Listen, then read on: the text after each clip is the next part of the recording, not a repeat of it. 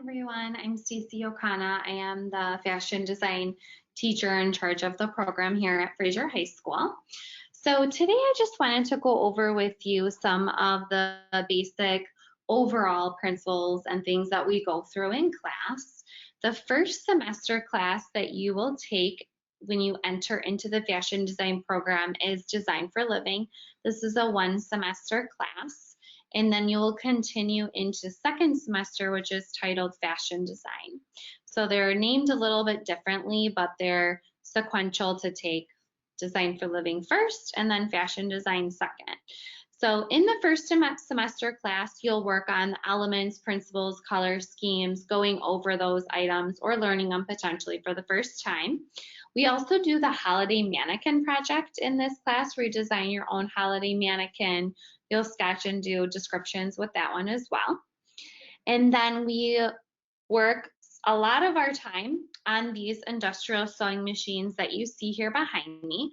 These are the same industrial sewing machines that have been recommended to us from General Motors because they're the same industrial grade equipment that they use in their design studios. Also very similar equipment available at RCO in our local market as well.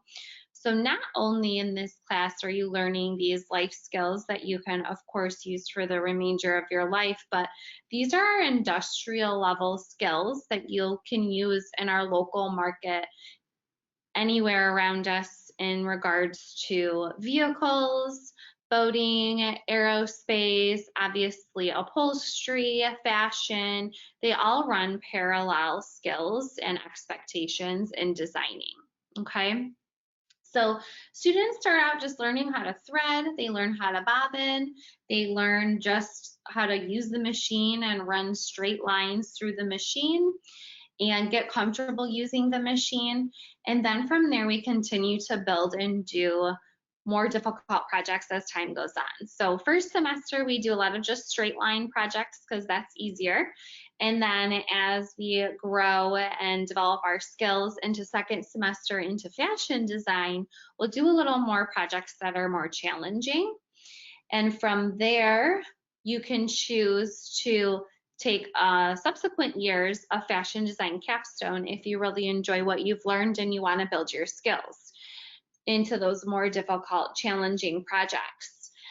This is an option for you to also take again and again in future years if you chose to. So if you decided you wanted to take Design for Living as a freshman and you really did well and you enjoyed it and you wanted to take capstone as a sophomore, you could, and then take the next class level as a junior, and then again as a senior, we would like to get you out into a co-op opportunity, okay?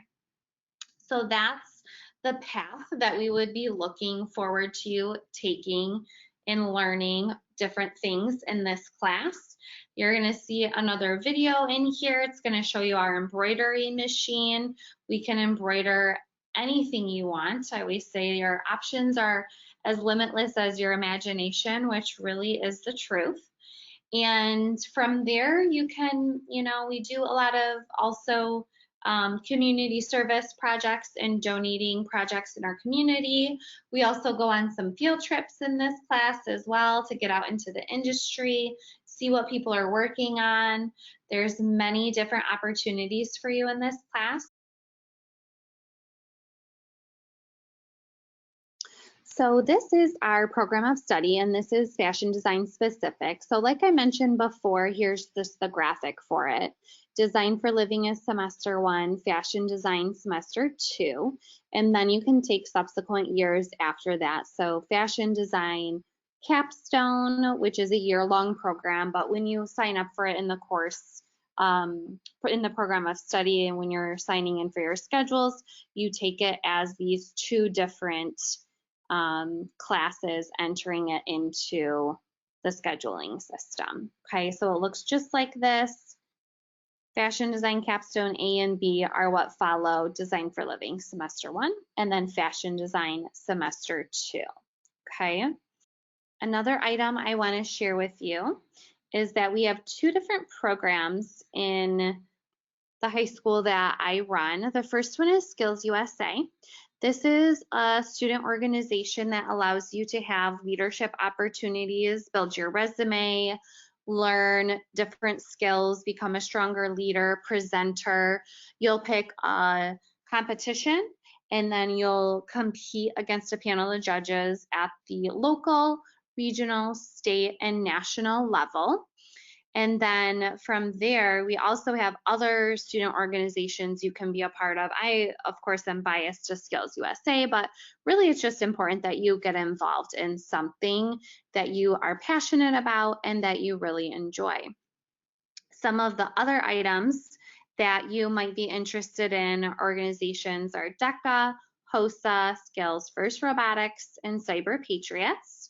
So you have to be a member of one of these groups, also MITES, in order to be a member of NTHS, which is National Technical Honor Society. You also have to be a junior or a senior status, and you have to have a 3.0 or higher. So we're honoring the time that you're putting in already in your organization, and we're also doing additional involvement in our National Technical Honor Society. But when you meet those requirements, you will receive cords at graduation honoring your accomplishments for that special day, which is, of course, really important. Now we're going to go ahead and take a look at this video, which is going to go over the classroom and some of our partnerships. Obviously, I'm there to support them on the road to success. My expectations for my students is that they grow and learn. They're doing things they've never done before in my classroom. And even if they've had some experience, it's totally different than the experience they've had. Our CT programs are so preparing these kids for the 4 paths, not the one you want, not the one you're prepared for, but the one that may be an opportunity. If you're not that much of a social person, CTE classes kind of push you to challenge yourself and be social. There's a lot of group work. Sometimes you'll get paired up with someone that you don't talk to very often, but it kind of gives you a realization that in the future you will be dealing with many different people, many different backgrounds. You never know who you might run across. And it kind of just like puts us in a position where we get to challenge ourselves. We like to have them explore and try as many things as they can. Or you can learn to build an engine. You can learn to fuse materials. You can learn cybersecurity, computer programming. And guess what? If you have those 4 skills, the automotive market is going to be negotiating to get your attention. I would say the end goal that we have for this program is to inspire. There are a lot of career opportunities. We got a lot of excitement around the program with the kids. Brought in a lot of properties that we develop at General Motors that show what, on a larger scale, the skill set can do. It really doesn't matter what skill level you start out at. This class is just beneficial. I mean, Miss Yokana, she just brings all the kids together. It's mostly a community effort. We all work together and help each other out.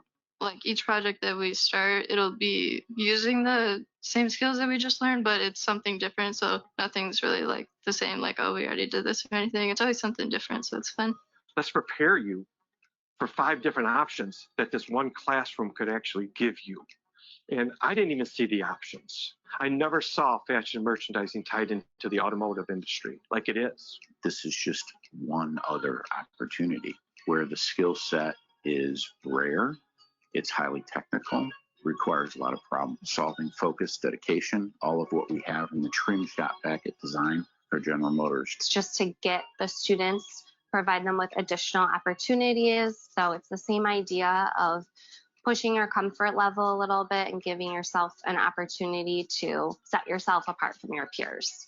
So I would like my legacy to be that students and colleagues felt the love and relationships and skills that they've learned in my classroom.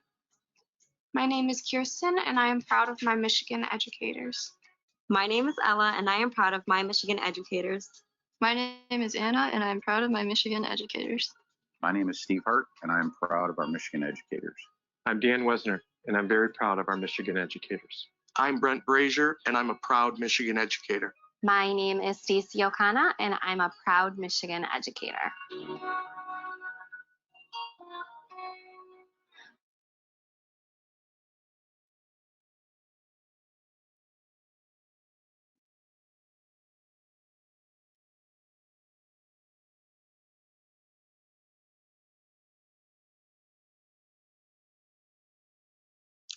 I am looking forward to meeting you. As you can see, there's many different options in this class and things that you can do.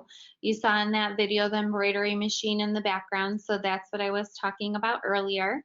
And I hope to meet you soon, and I'm really looking forward to it. Thanks.